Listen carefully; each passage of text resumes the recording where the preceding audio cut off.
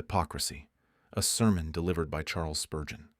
Beware you of the leaven of the Pharisees, which is hypocrisy. Luke 12, verse 1. This age is full of shams. Pretense never stood in so eminent a position as it does at the present hour. There be few, I fear, who love the naked truth. We can scarce endure it in our houses. You would scarcely trade with a man who absolutely stated it. If you walked through the streets of London, you might imagine that all the shops were built of marble, and that all the doors were made of mahogany and woods of the rarest kinds. And yet you soon discover that there is scarce a piece of any of these precious fabrics to be found anywhere, but that everything is grained and painted and varnished. I find no fault with this except as it is an outward type of an inward evil that exists. As it is in our streets, so is it everywhere. Graining, painting, and gilding are at an enormous premium. Counterfeit has at length attained to such an eminence that it is with the utmost difficulty that you can detect it. The counterfeit so near approaches to the genuine that the eye of wisdom itself needs to be enlightened before she can discern the difference. Especially is this the case in religious matters. There was once an age of intolerant bigotry, when every man was weighed in the balance, and if he was not precisely up to the orthodox standard of the day, the fire devoured him. But in this age of charity, and of most proper charity, we are very apt to allow the counterfeit to pass current, and to imagine that outward show is really as beneficial as inward reality. If ever there was a time when it was needful to say, "Beware you of the leaven of the Pharisees, which is hypocrisy," it is now. The minister may cease to preach this doctrine in the days of persecution. When the firewood are blazing, and when the rack is in full operation, few men will be hypocrites. These are the keen detectors of impostures. Suffering and pain and death for Christ's sake are not to be endured by mere pretenders. But in this silken age, when to be religious is to be respectable, when to follow Christ is to be honored, and when godliness itself has become gain, it is doubly necessary that the minister should cry aloud and lift up his voice like a trumpet against this sin, the leaven of the Pharisees, which is hypocrisy. I am sure that every true child of God will stand at times in doubt of himself, and his fear will probably take the shape of a suspicion concerning his own state. He that never doubted of his state, he may, perhaps he may, too late. The Christian, however, does not belong to that class. He will at times begin to be terribly alarmed, lest, after all, his godliness should be but seeming, and his profession an empty vanity. He who is true will sometimes suspect himself of falsehood, while he who is false will wrap himself up in a constant confidence of his own sincerity. My dear Christian brethren, if you are at this time in doubt concerning yourselves, the truths to utter will, perhaps, help you in searching your own heart and trying your own reins.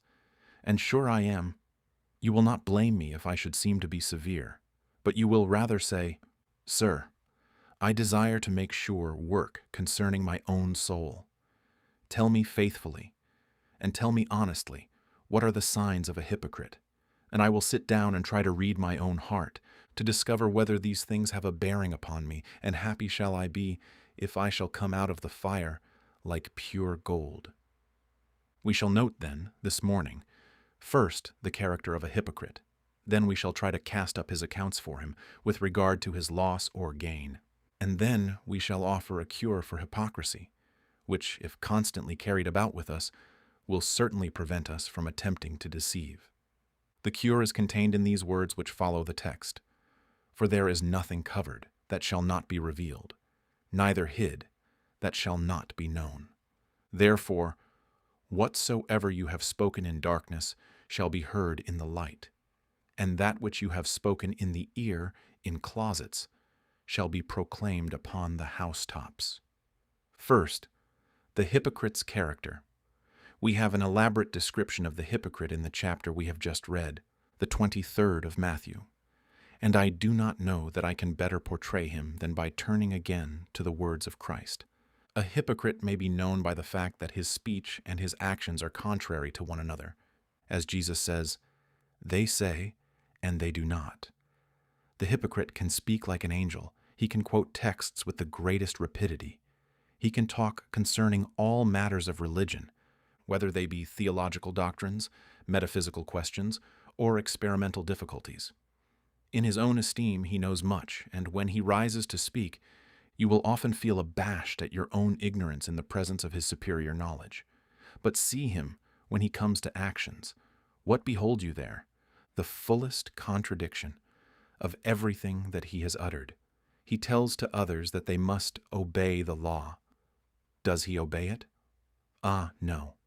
He declares that others must experience this, that, and the other.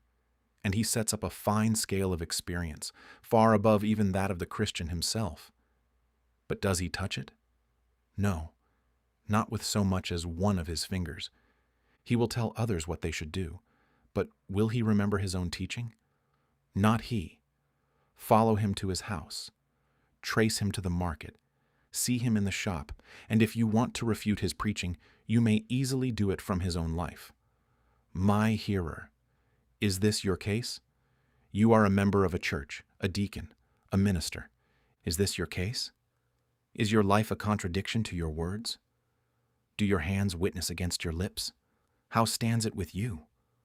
With a blush, each one of us must confess that, to some extent, our life is contradictory to our profession. We blush and we mourn over this. But I hope there are some here who can say, notwithstanding many infirmities, with my whole heart have I striven to run in the ways of your commandments, O my God, and I have not intentionally spoken that with my lip, which I did not intend to carry out in my life. Ah, believe me, my hearers, talk is easy, but walk is hard. Speech any man may attain unto, but act is difficult. We must have grace within to make our life holy, but lip piety needs no grace. The first mark of a hypocrite, then, is that he contradicts by his acts what he utters by his words. Do any of you do so? If so, stand convicted of hypocrisy and bow your heads and confess the sin. The next mark of a hypocrite is that whenever he does right, it is that he may be seen of men. The hypocrite sounds a trumpet before his alms and chooses the corner of the streets for his prayers. To him, virtue in the dark is almost a vice. He can never detect any beauty in virtue, unless she has 1,000 eyes to look upon her, and then she is something indeed. The true Christian, like the nightingale, sings in the night, but the hypocrite has all his songs in the day, when he can be seen and heard of men. To be well spoken of is the very elixir of his life. If he be praised, it is like sweet wine to him. The censure of man upon a virtue would make him change his opinion concerning it in a moment.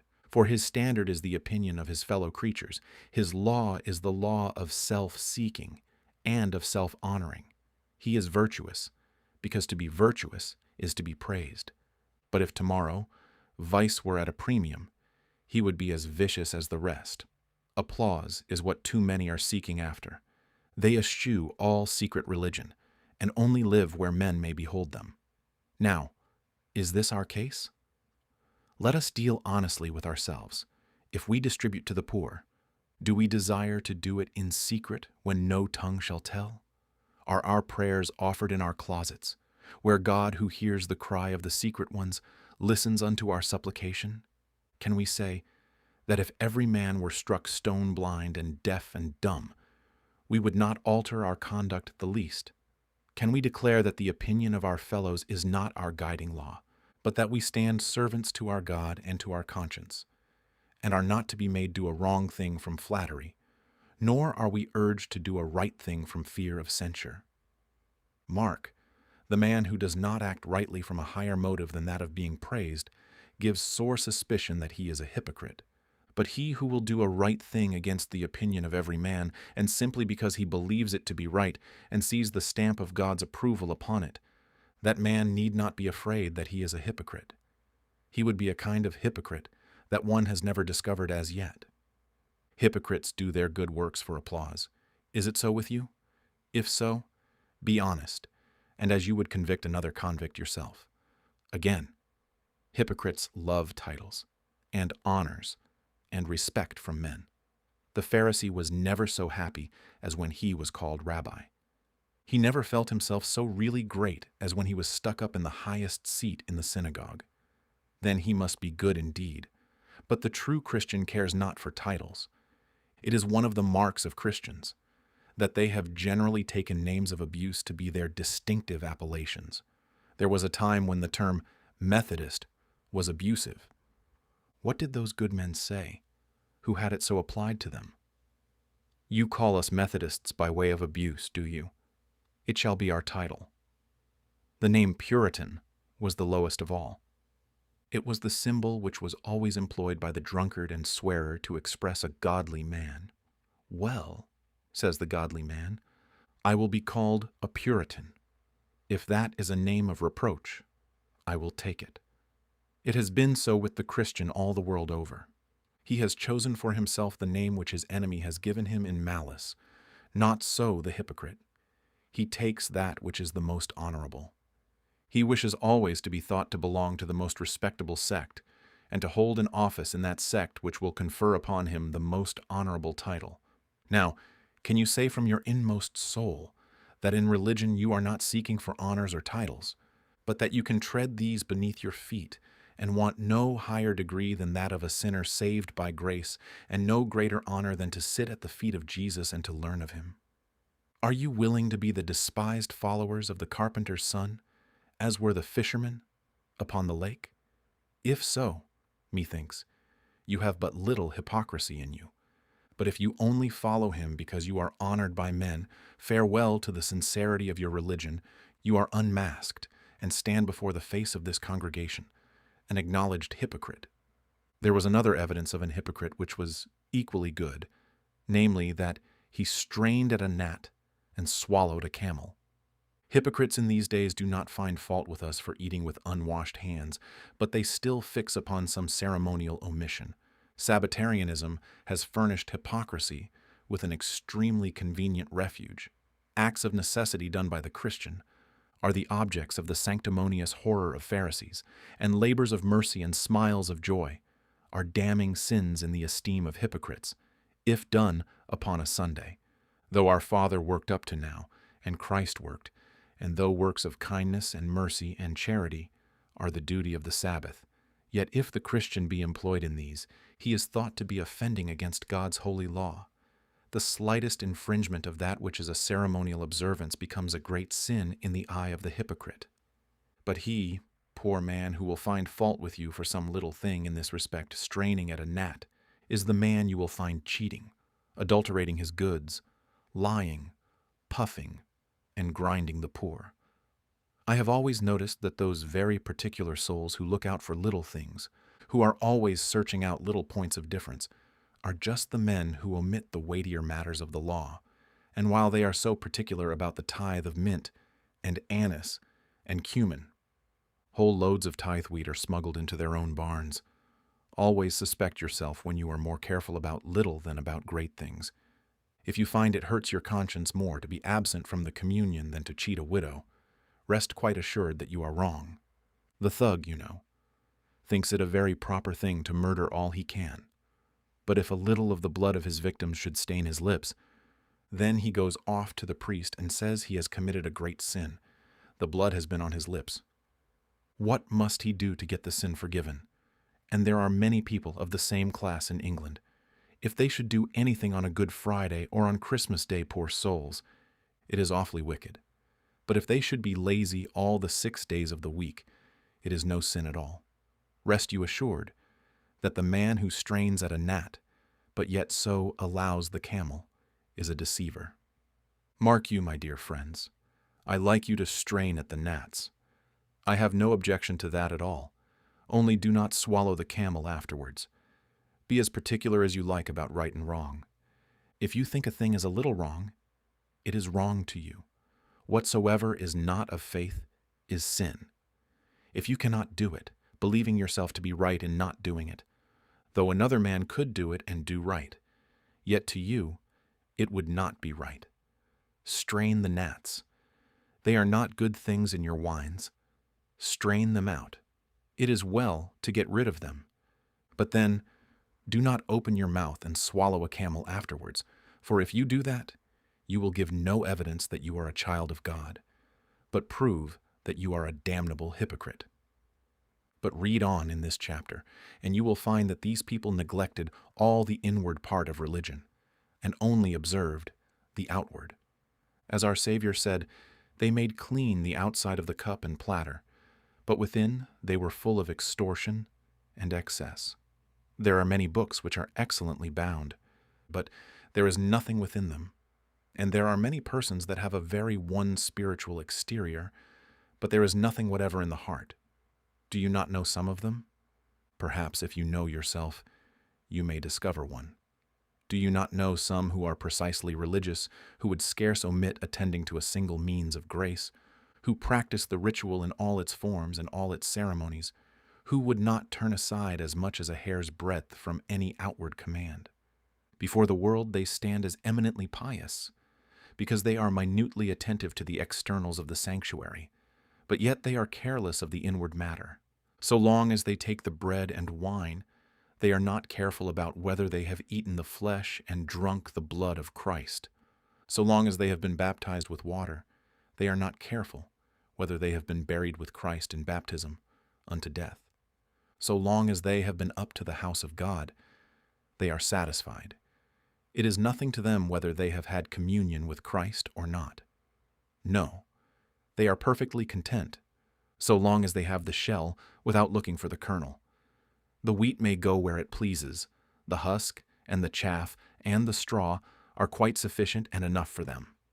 Some people I know of are like inns, which have an angel hanging outside for a sign, but they have a devil within for a landlord. There are many men of that kind. They take good care to have an excellent sign hanging out. They must be known by all men to be strictly religious. But within, which is the all-important matter, they are full of wickedness. But I have sometimes heard persons mistake this matter. They say, "Ah, well, poor men.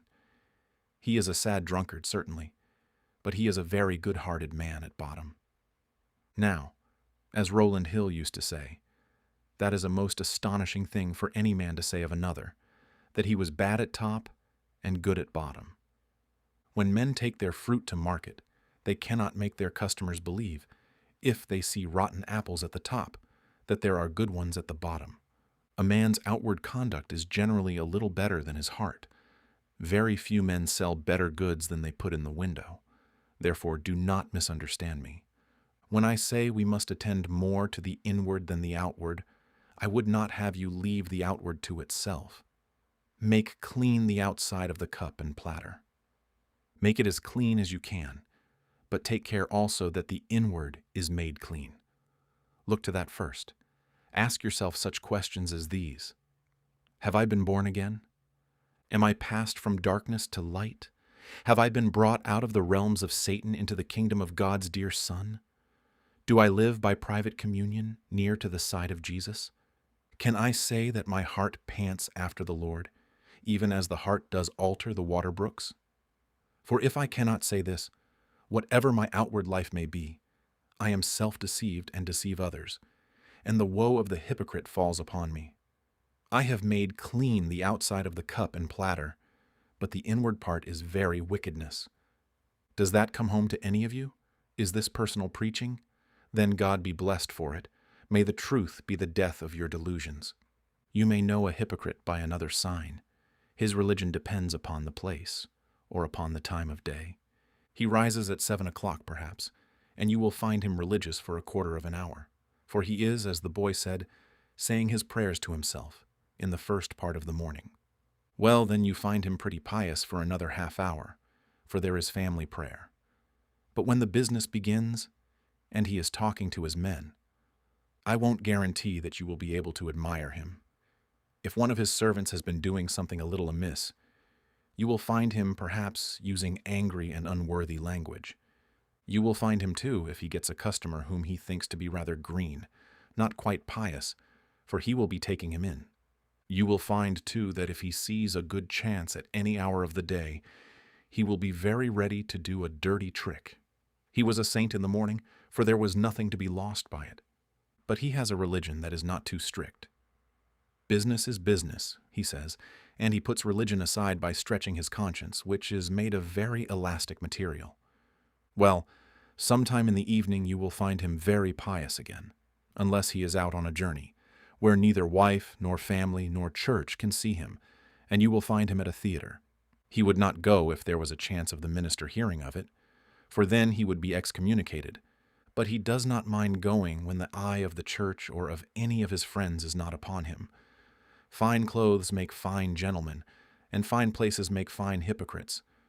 But the man who is true to his God and to his conscience is a Christian all day and all night long, and a Christian everywhere. Though you were to fill my house full of silver and gold, he says, I would not do a dirty action.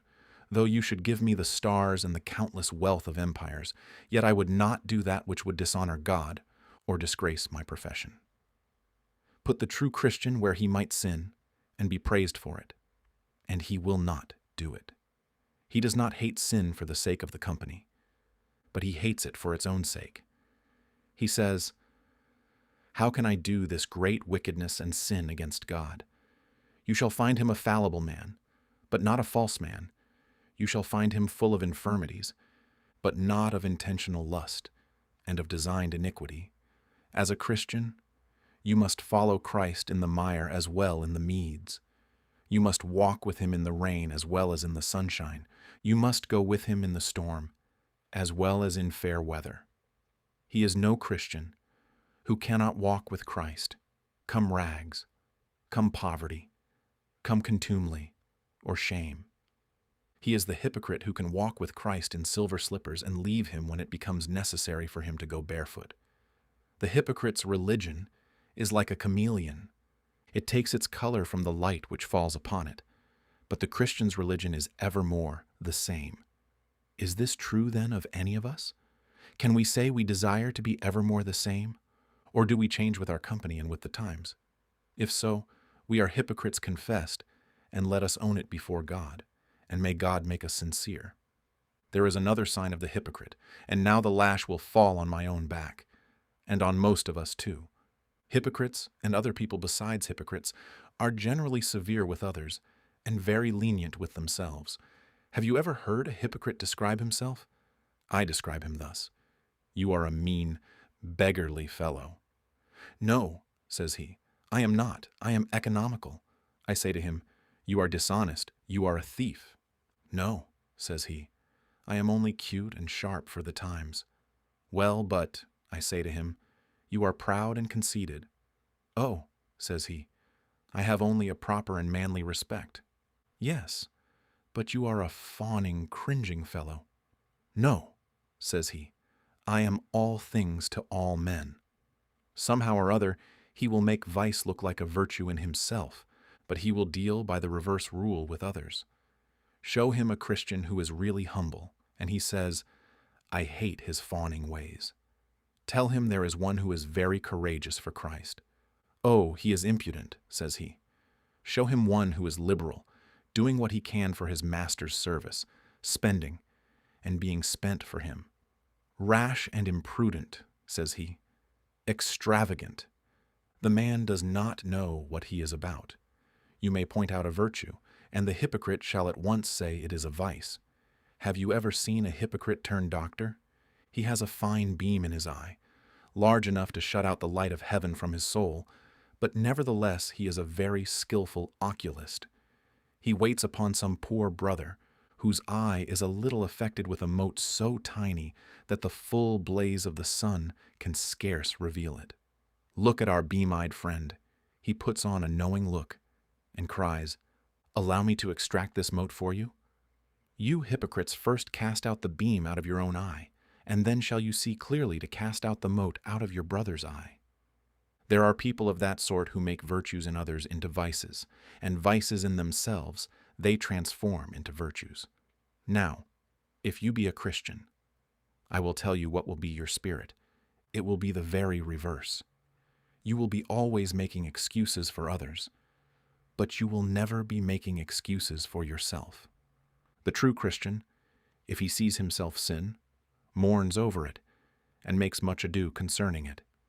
He says to another, "Oh, I feel so sinful." And the other one cries, "I cannot really see it. I can see no sin in you.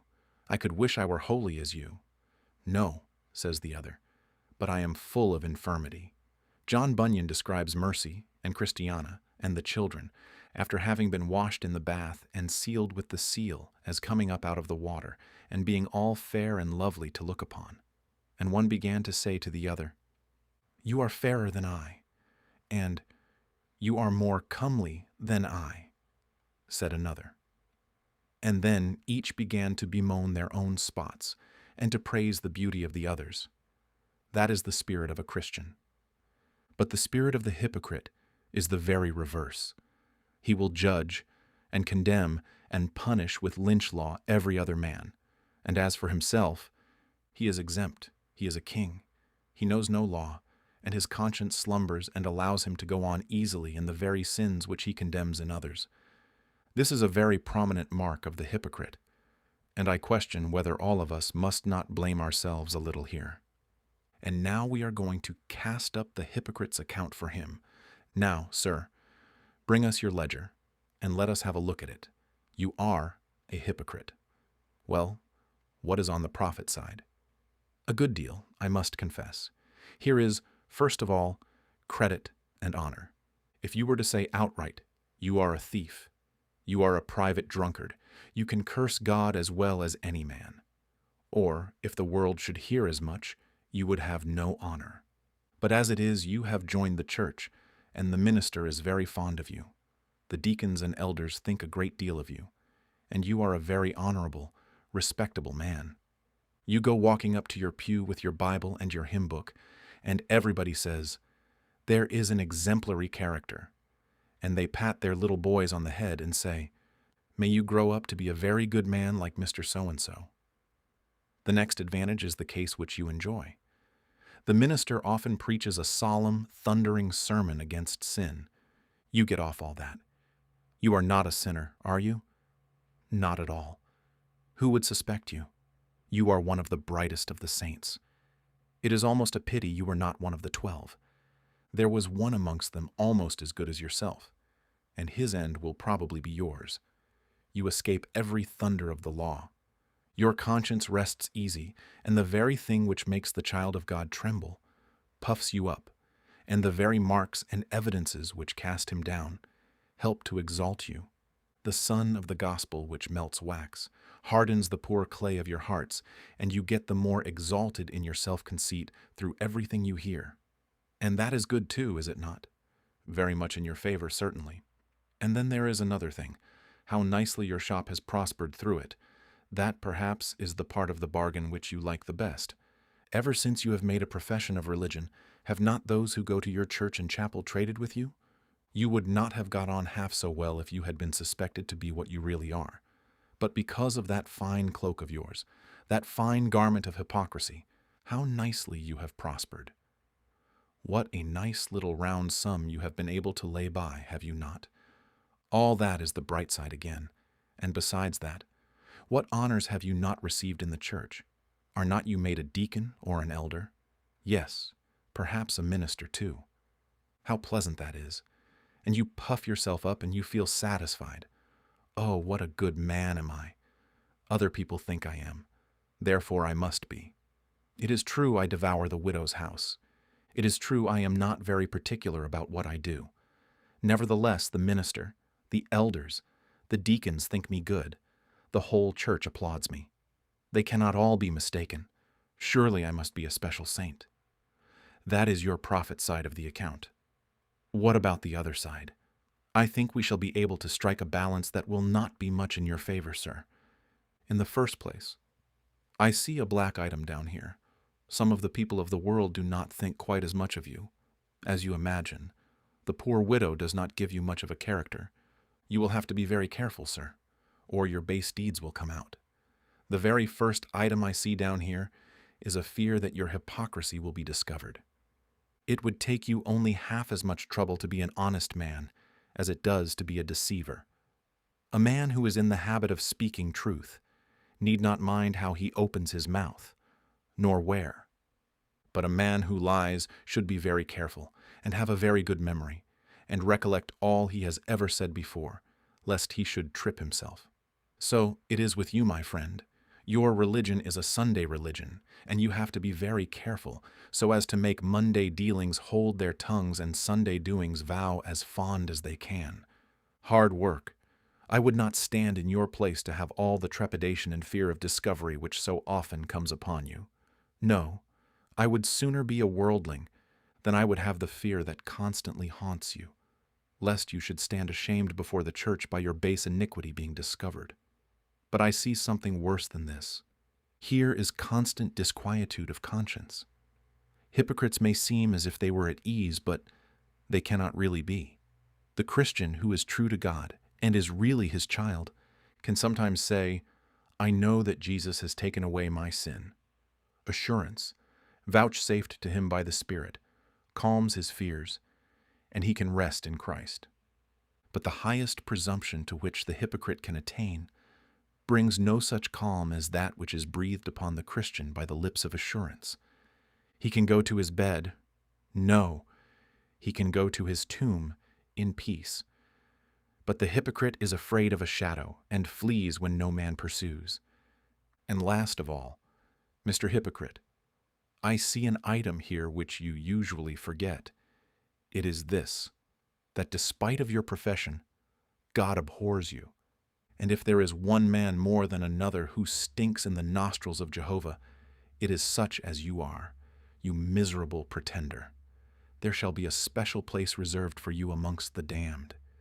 Think, man, what shall be your misery when your secret deeds of iniquity are read before an assembled universe, and men and angels utter one unanimous hiss against you. What shall it be when the mask is torn off you, when the masquerade of your hypocrisy is done, and you are stripped naked to your shame, to be observed of all, and to be despised of all? What say you to this? Shall you go from your deaconship, or from your ministry, to be among the devils in hell? Shall you go from the sacramental table to drink the sulphur cup of torment? Shall you descend from the song of the sanctuary, and from the house of God to the abode of fiends, and to the wailing of the damned? Yes, you shall, as sure as this word is true. If you go on in your hypocrisy, death shall find you out, and hell shall be your doom. For the hope of the hypocrite is as the spider's web, soon swept away. And where is he when God takes away his hope? This, then, is the casting up of the hypocrite's account, and there is a deficit of an infinite amount. Now for the matter of the cure of the hypocrite. What shall we say to it? Oh, my friends, I feel that in thus speaking of the hypocrite, I have tried to speak severely, but I have not been able to reach the heart as I could wish, because it is a mark of human nature that this is the last sin of which we really suspect ourselves, and yet one into which it is most easy to fall. Often do I fall on my knees in an agony of doubt and cry, Lord, make me sincere. If I be deceived, undeceive me. I do not think that any Christian will live long without some such seasons of anguishing self-examination. Let me put it to you today. Let no one exempt himself. You may have been professing Christians for many years, and yet you may have been hypocrites. Remember, there was a hypocrite among the apostles, so may there be among the ministers of Christ. There have been deceivers among the apostolic churches. How much more may we expect them among us? Do not look around to find them out. It is God's business, not yours, to find out hypocrites. But look at yourselves to see whether you are not one. Driving along the other day in the wind, I observed a great branch fall just in front of me. I remarked that it was rotten, and wondered within myself how long that might have been upon the tree, and yet have been rotten after all. Then I thought, oh, if the wind of persecution were to sweep through the church, should I fall off like a rotten branch? Would not many of my hearers fall off? They have been united to Christ professedly for a long time, and have spoken for him, perhaps preached for him. But if the time of trial, which shall try the earth, should come upon us again, how many of us would stand? Oh, my hearers, do not be content to take your religion at second hand. Let it not be a superficial work.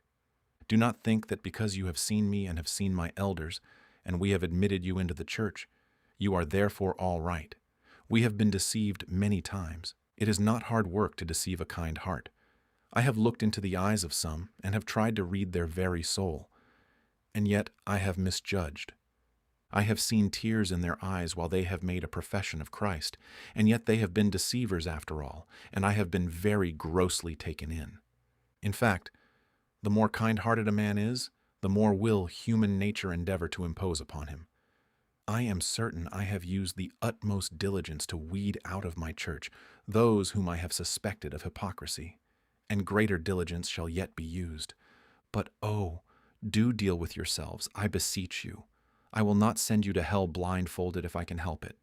I do not wish to be in error myself, and God forbid that I should suffer you to be deceived. Oh, if you be not true Christians, away with your profession altogether. If it be not sound work, down with it. Better see the house tumble now, than let it stand till the rain descends, and the floods come, and the winds beat upon it in the dread eternity of the future. Oh no, I would rather send every heart home uncomfortable than let the hypocrite sit down at ease. I would rather wound the child of God than allow the hypocrite to escape. But now, for the cure of the hypocrite. What shall we do to cure ourselves of any hypocrisy that may exist among us? Let us recollect that we cannot do anything in secret even if we try. The all-seeing God, apprehended in the conscience, must be the death of hypocrisy. I cannot try to deceive when I know that God is looking at me. It is impossible for me to play double and false when I believe that I am in the presence of the Most High, and that He is reading my thoughts and the secret purposes of my heart. The only way in which the hypocrite can play the hypocrite at all is by forgetting the existence of God. Let us, therefore, recollect it.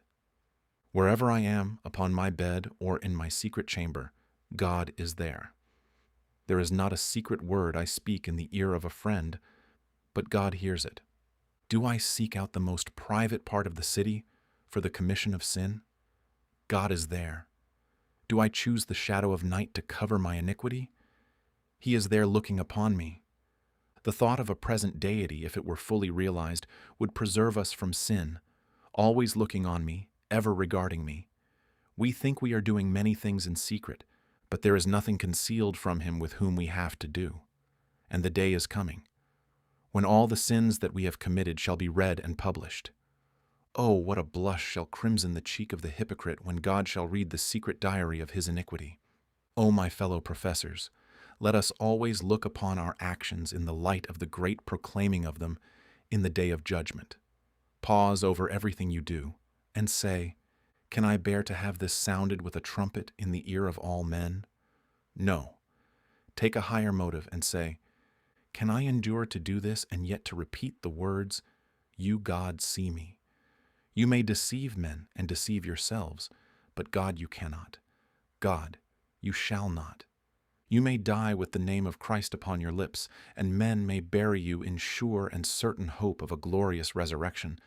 But God shall not be deceived neither by your profession nor by men's opinion. He shall put you in the scales, and if you be found wanting, He shall cry, away with him. He shall wring you, and if you have not the ring of the pure coin of grace, He shall nail you down forever as a counterfeit. He shall strip the mask off you. Virtue is most adorned, when unadorned the most. To detect you, you shall be stripped naked, and every cloak shall be torn to tatters. How will you endure this? Will you dig into the depths to hide yourselves? Will you plunge into the sea to find a way of escape? Will you cry for the rocks to hide you, and the mountains to fall upon you? In vain shall you cry.